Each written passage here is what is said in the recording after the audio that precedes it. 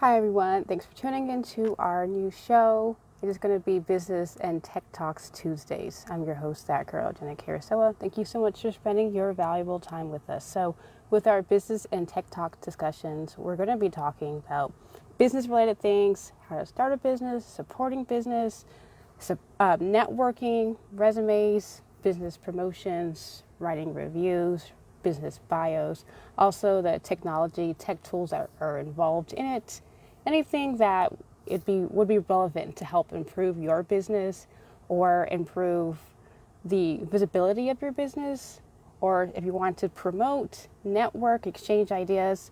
I did a Crucial Conversations about interpersonal communications, a series on that a couple of years ago. So I have more books and literature that would be contributing content to the Business and Tech Talks discussions that we're going to be doing every Tuesday. I'll try to keep it brief, about 15 minutes or less, bringing up something, a little bit of tidbits or information that might benefit you for your business or give you ideas or inspiration. So again, I'm your host. Thank you so much for spending your valuable time with us. So today I wanted to talk briefly. I know it seems like it may not be related, but I think once you hear me out, you'll see the connection as to why I'm bringing it up. So in the description, if anyone can see it, and I will put it here in the podcast information, anxiety.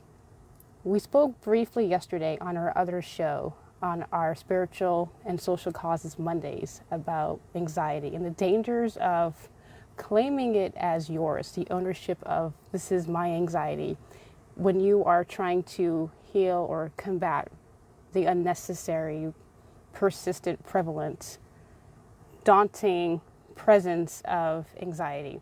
So there's lots of contributing factors, but one of these factors, I don't think many people or much people, the mainstream, are really talking about what one of the potential causes of your anxiety could be.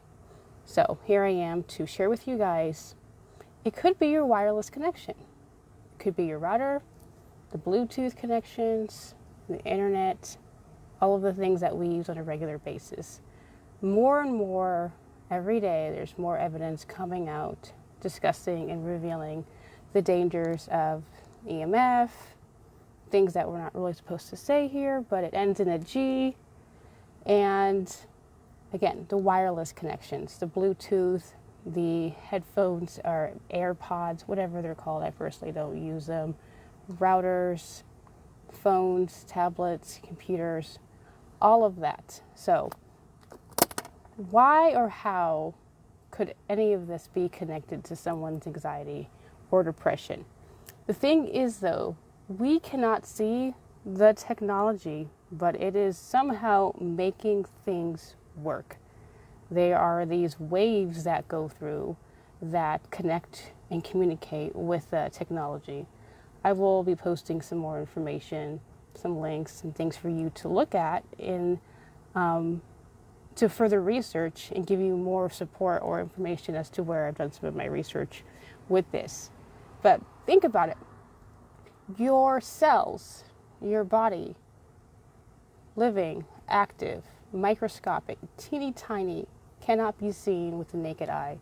You have these wireless connections going through the air, and they're hitting your body. They're going through your body, and in short, creating cellular damage. Some would argue that it's in very, very small dosages, like very, very small, minute amounts. So very, very insignificant. That's what the scientists would argue and say, oh, it's very minor, it's very minimal, a little bit here, a little bit there, a little bit of exposure is not going to do much. And I'm willing to, agree and grant them that argument and position where, a small amount here obviously is not going to kill anyone. It's not going to cause any significant damage. But the thing is, though, that we're perpetually surrounded by these things. It's emitting from our screens, from our televisions, from the phones we use, from the computer monitors, and gas stations. They've got screens there. Classrooms have screens there. If you're working in an office setting, constantly around the clock in front of a screen, that's what you're going to be exposed to. You go home and you have it going throughout your house, all of the devices that you're using constantly. If you're sleeping close to your phone, with your phone next to you, underneath your pillow, if you've got the wireless earbuds or ear pods or whatever in your ear, that's constantly going in and out. These connections, these waves are constantly hitting your body. In addition to game consoles, the controllers, a plethora of things. It's a continuous around the clock exposure to these things. So most people don't consider what's happening to your body, what's happening in the unknown, what you can't see, what's happening subconsciously even. So if you've ever experienced the feeling of lethargy, depression, fatigue, drowsiness, a lack of sense of urgency, if you're constantly feeling like you're just fatigued or even under the weather, you might want to consider that you're exposing yourself to a lot of radiation, EMF, wireless connections, the routers in your home, and that will affect work productivity. Again, we're discussing business and tech talks discussions today, and these are things that will inhibit your productivity in the workplace because, unfortunately, these things will be constantly be working at play, and I don't want to use the word infesting or infecting your body, but in short, that's kind of the best way to describe it. At a certain point, something's going to suffer. May not be all at once, it may not be every single day, it may not be all the time, but this is another reason why in past shows and episodes we've discussed the benefits of having a really healthy diet, things that you could introduce to your workplace to help combat some of these things, such as live living plants, taking breaks from technology, going out and getting fresh air, taking a walk, grounding, taking off your shoes and putting your feet in the green grass or into the dirt, exposure to sunlight, removing yourself from the environment with the perpetual exposure to the radiation. They've done research and it affects children, especially because their skulls are not as hard. They're a little bit softer, so radiation penetrates the skin of their skull at a higher rate, causing, again,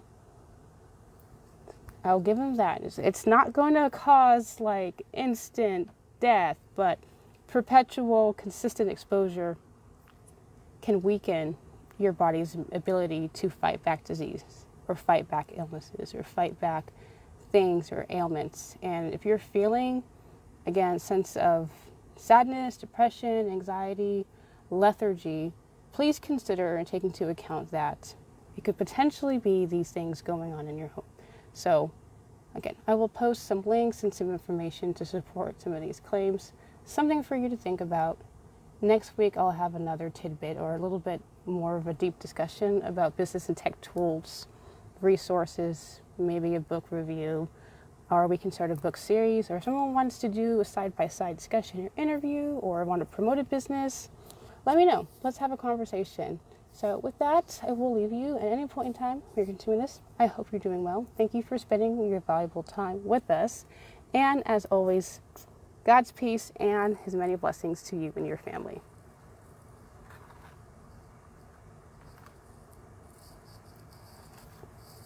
And Facebook does not want to let me go.